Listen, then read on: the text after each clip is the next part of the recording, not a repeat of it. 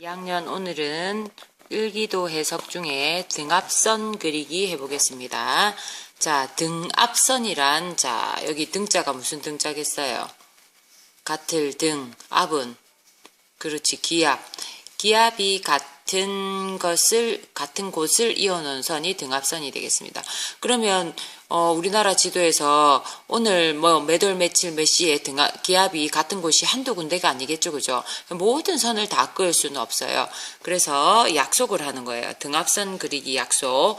등압선은 반드시 1000헥토파스칼을 기준으로 해서 4헥토파스칼 간격으로 그립니다. 그러면 반드시 1000헥토파스칼을 그려야 되느냐? 그건 아니고, 꼭 1000을 그려라는 뜻은 아니고, 1000에서 4 간격으로 그리라는 소리예요. 그러면 1002헥토파스칼이라는 등압선이 그리면 되겠습니까? 등압선을 그리면 되겠습니까? 안 되겠습니까? 당연히 안 되겠죠. 왜냐하면 1000에서 4 간격이니까 1002는 있어도 그리지 말라 이 소리예요. 그러면 어떻게 나가야 돼요? 1000에서 4 간격이면 1004, 1008, 1012, 1016 이렇게 4 간격으로, 또는 작아질 경우에는 1000에서 4를 빼면 996, 992 이런 식으로 4 간격으로 간격으로 등압선을 그려야 됩니다. 4 헥토파스칼 간격으로. 그 다음에 그리려고 했는데 만약에 그 값이 없어요. 없을 경우에는 그 주변의 값을, 관측값이 없는 곳에는 그 주변 부근의 값에서 거리를 비례해서 어림잡아서 그립니다. 예를 들어서 1004를 그리고 싶은데 여기 1003이 있고 여기 1005가 있다. 그러면 어디가 1004겠어요? 1003과 1005 사이가 1004겠죠? 그렇게 어림잡아서 등압선을 그려라 이 뜻입니다. 등압선은 끊어지지 않게 그리고 반드시 곡선으로 부드럽게 그려줍니다. 2개의 등압선이 교차하거나 1개의 등압선이 갈라지지 않게 그려야 됩니다. 자, 여기 지도에서 등압선이 그려진 걸 볼 수가 있어요. 보니까 1028. 1028은 4의 배수, 1000에서 4의 배수 맞습니까? 예, 4728 맞죠? 자, 점점 기압이 낮아지네요. 1028, 1024, 1024 간격으로 이렇게 쭉쭉 내려오는 거 보이죠?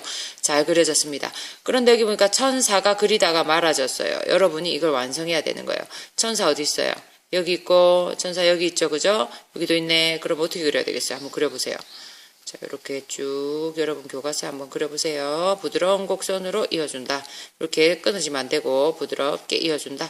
자, 1004, 그 다음에 1008도 여기 있네요. 1008, 1008, 1008 있는데 여기서 지도 밖으로 나갔겠죠. 지도 밖으로 나간 건 굳이 필요 없고 부드럽게 이어서 1004와 1012 사이에 1008이 있겠죠.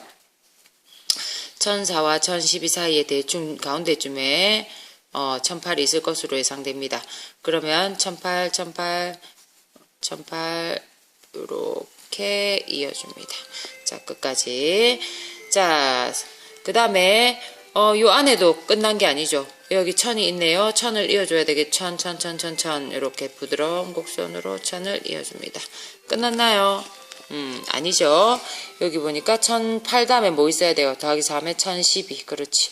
1012를 부드럽게 이어주고, 그 다음은 1016. 선생님이 카메라를 보면서 하니까 이게 좀 어렵네요. 이렇게. 여러분 할 수 있겠죠? 요거는 요거하고 비슷하지만 좀 더 다른 일기도를 여러분에게 주면 여러분이 기압을, 등압선을 그릴 수 있어야 됩니다. A와 B라고 표시되어 있는데 여기는 무엇을 뜻하느냐? 고기압과 저기압, 맑은 곳과 흐린 곳을 찾아봅니다. 여기 밑에 있죠? 어느 곳이 맑은 곳일 것 같아요? 도경이 어디가 맑은 것 같니? 기압이 높은 곳이 맑게, 기압이 낮은 곳이 맑게.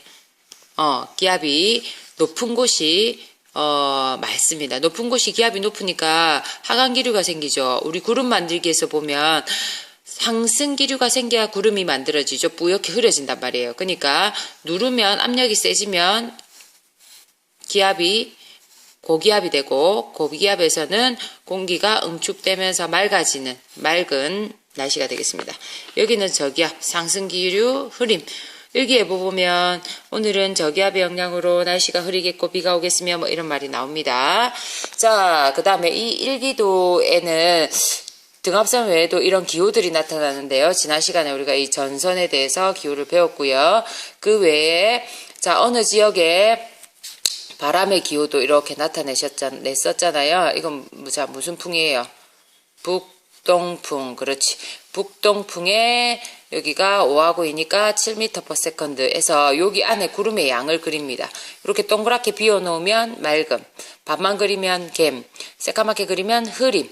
그 다음에 요 옆에 이제 이 안에 그리기도 하고 밖에 하기도 하고. 자, 요 옆에 이렇게 점을 세게 찍은 동그랗게 이렇게 찍은 비. 요렇게 하면 소나기. 요렇게 합니다. 요건 뇌우, 천둥번개를 말합니다. 진눈깨비, 눈하고 비하고 섞여오죠. 이게 눈이고 이게 비니까. 요건 눈. 요 전선은 여러분이 기호 다 배웠습니다. 그러면 이 설명 들은 것으로 이 일기도를 보고 여러분이 스스로 할 수 있어야 되겠습니다. 수업 시간에 한번 해보고요. 그 다음에 우리나라 봄, 여름, 가을, 겨울의 날씨 특징. 우리나라는 봄철에는 이동성 고기압을 나타나서 날씨가 오락가락합니다. 변덕스러운 날씨입니다. 비도 왔다가 맑았다가. 그리고 꽃샘추위가 있기도 하고요. 황사현상도 봄의 대표적인 거죠.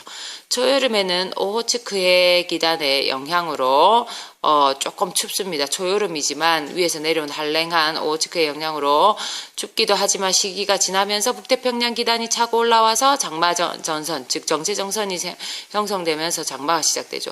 여름에는 북태평양 기단의 영향으로 매우 덥고 습한 날씨가 됩니다. 그 다음에 여름에는 계절풍이 남동 계절풍이 되죠. 이거 지난 시간에 배웠고요. 그 여름 살짝 지나서 7에서 9월경에 적도기단의 영향으로 태풍이 오기도 합니다. 겨울에는 북태평양 기단의 영향이 되고, 그 다음에 가을부터 해야지. 가을에는 북태평양 기단이 사라지고, 아까 선생님 설명 잘못했네요. 북태평양 기단이 사라지고 어느 기단? 여기 있는 거. 사람이 여기 무슨 기단이 있었더라? 양쯔강 기단의 영향으로 이제는 맑고 따뜻한 영향을 줍니다. 그리고 청고마비 하면 가을이죠. 청고마비 뭐예요, 다운이?